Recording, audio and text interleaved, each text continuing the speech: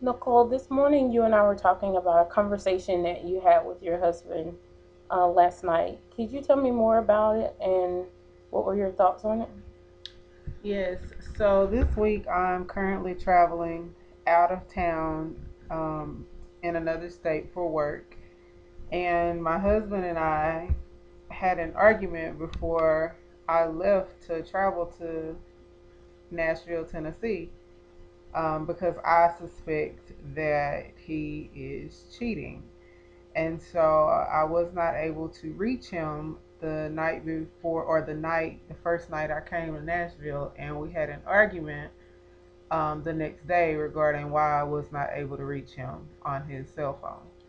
So I haven't spoken to him in about a week and a half, and last night was the first time that he called me or that we've had any communication since I've been here. And we had a 2 hour conversation that I felt went fairly well, and that we were able to resolve some of the issues that we've been having or arguing about. So you were having feelings of uncertainty about his fidelity or him being faithful while you're traveling. Yes, because and even before I started traveling. So I mean, currently we are separated. We don't live in the same house, and he currently stays nights with his mom, and then sometimes he'll spend nights with me. And so I have issues when I call him at night and he does not answer his phone. It makes me feel insecure, and that I feel like when I can't reach him, I can't reach him because he's with another woman. And when you feel those feelings make you feel insecure and you can't reach him, does it give you a feeling of frustration, a feeling of like you can't trust him? Most definitely. So I mean, first it's like a feeling of fear or anxiety because I can't reach him, and then I feel angry because I feel like I should be able to reach him, and he's my husband, and he should be there whenever I call. And then because of the separation and everything that we've gone through, I experience a feeling of sadness because things just haven't turned out in my marriage the way I thought they would or should. And so I experience it's like a whole bunch of emotions at one time, and I it can be tolling on me because it's so many emotions in such a short period of time that it usually ends up in tears. And at the end of the day, or when everything is past, I just don't even want to deal with it. So you experience a mixture of emotions from anger to frustration to uncertainty to, It unable to trust him. And then that makes you wonder about your future with your husband.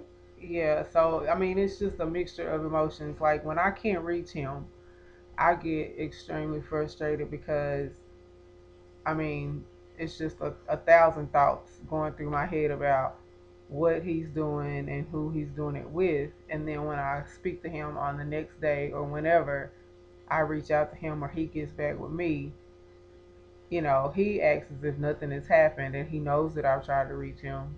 Or when I ask him why he didn't answer his phone, then he'll say something to the effect of, I was asleep or my phone was turned off. And I know that's not the case. And so, me personally, I'm at a crossroads of where I feel like a decision needs to be made of whether we need to go forward or whether we need to separate.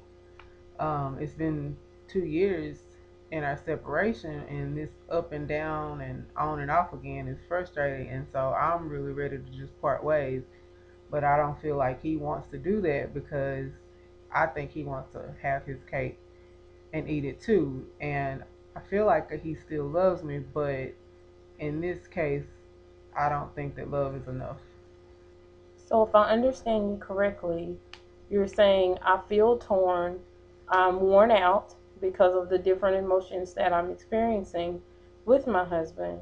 And at this point, I'm ready to make a move of letting go whereas he is not. And I feel like he's holding on to me and he won't let me go. Is that, does That that sound about right? that is exactly how I feel. That sums it up like perfectly because I'm torn because I do still love him, but my question to myself is the love enough? I mean, yeah, we have a history together of pretty much about almost 10 years, most of that being good.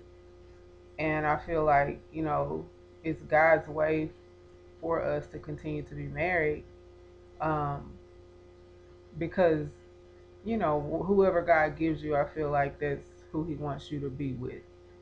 Um, but we also have a choice as human beings to make decisions, and sometimes those decisions lead to consequences. And so, him leaving and us separating, I feel like has made us come to a crossroad right now, or me come to a crossroad right now of choosing whether to stay or whether to go.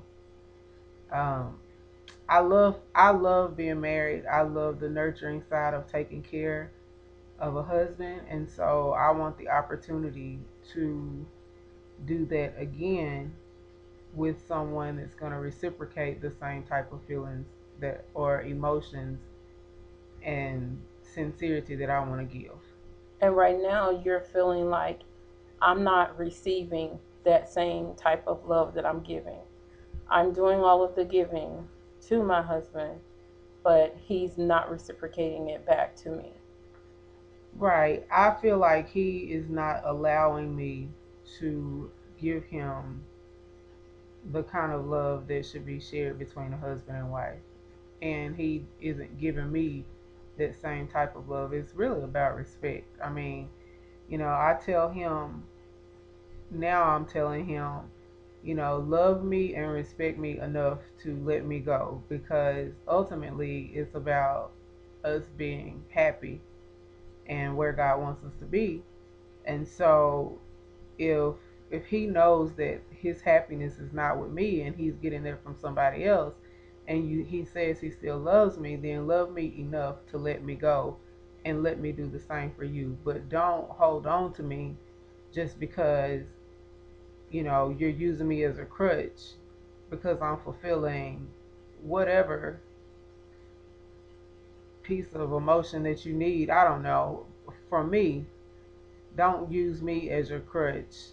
Let me go and let God, deliver me from you so that I can move on, and hopefully He'll bless me with somebody that can reciprocate the kind of love that I want to give to a man.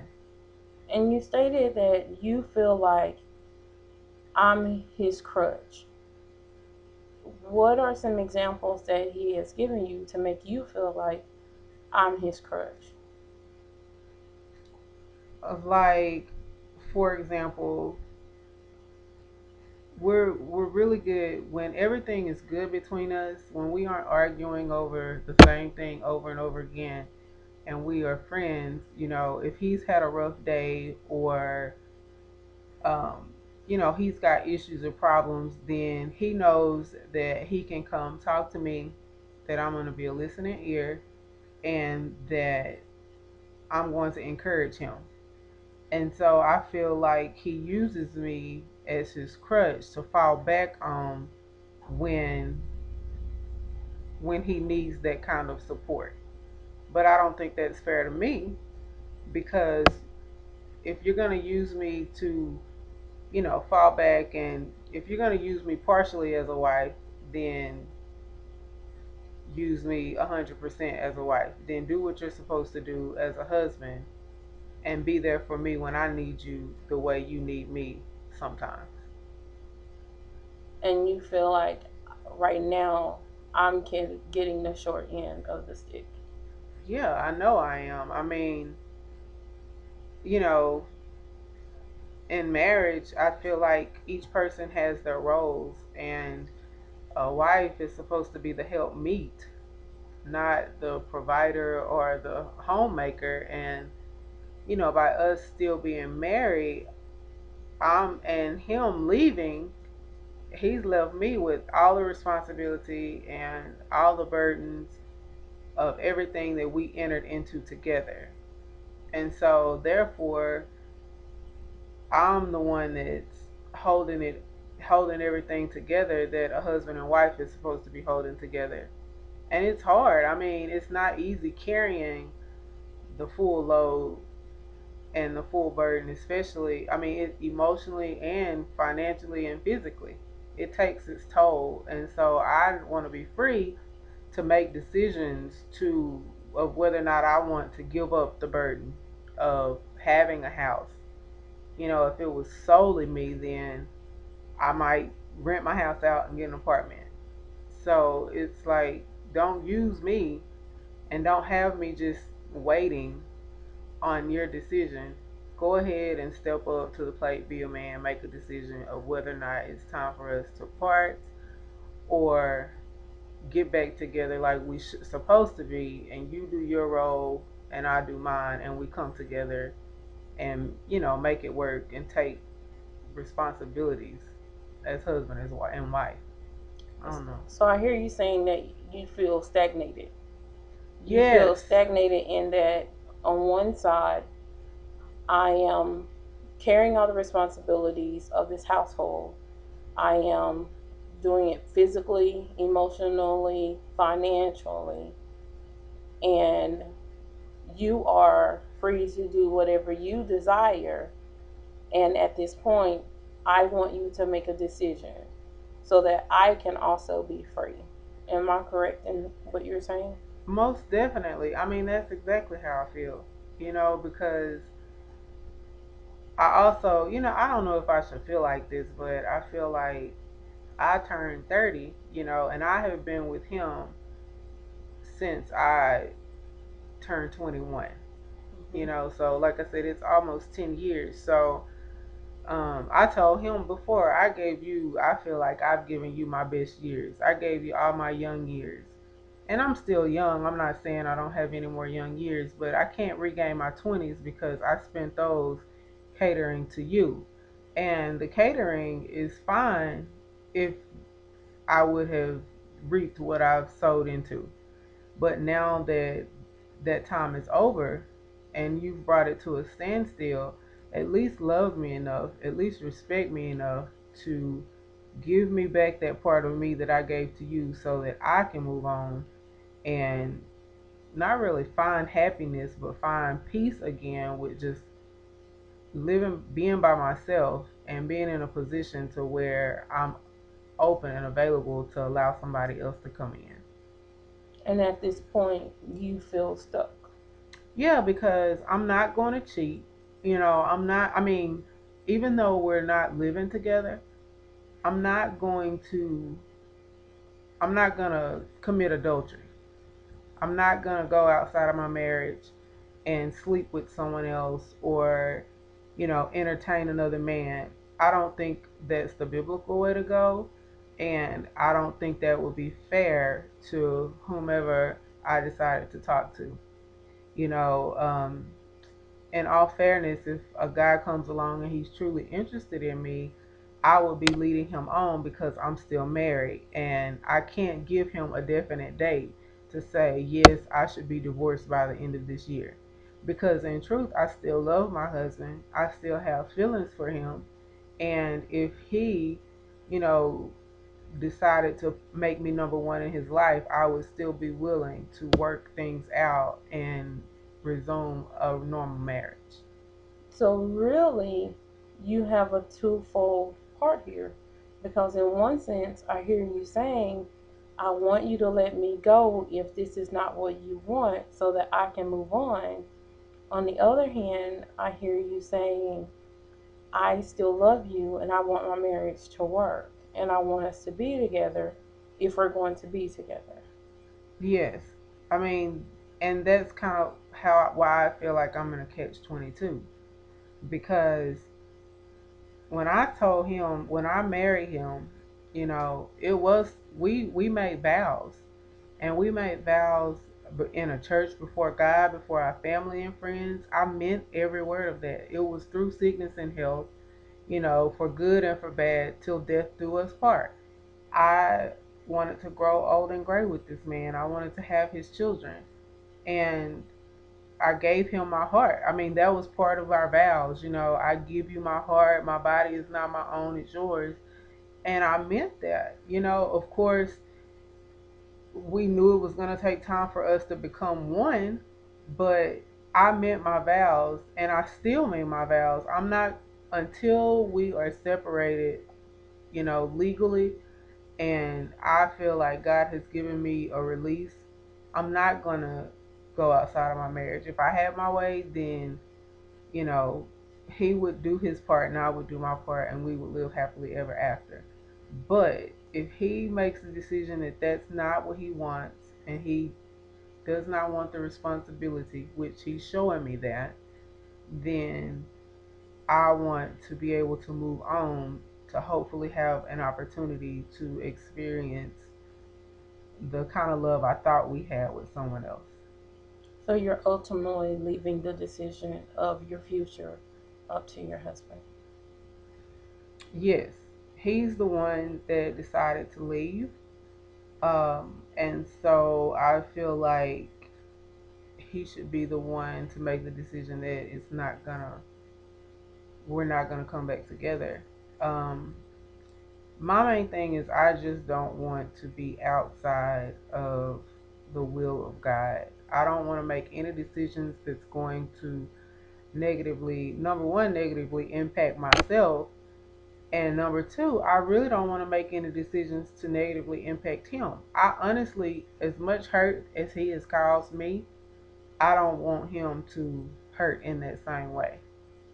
And that's why, I wouldn't go back home and file for a divorce, because I don't think he can handle that. Even though he left and he's caused me a lot of pain, I don't think he could handle a separation because I know him. I mean, well, not a separation. I don't think he could handle a divorce. I don't think he's emotionally strong enough for that. And I don't want to see him suffer or hurt like that. So, Sounds like you care a lot about him. A whole lot. man, when I tell you this man has my heart, he does. I really gave him my heart. So, I just keep praying and ask God to help me through it. I stopped praying that God would work things out. I just started praying that He would help me and let His will be done. Because I'm not saying He wasn't answering that prayer, but that prayer, I had prayed it so much that I felt like God was just saying, I heard you the first time.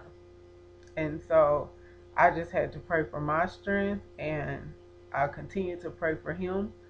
Um, and I had to change up the way I prayed. I stopped praying that, he would see his error, because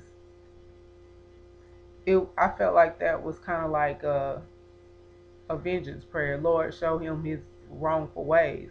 I had to change it up and say, Lord, show me me. Show me what I'm doing wrong and what I need to work on for you. And so that's kind of where I'm at right now.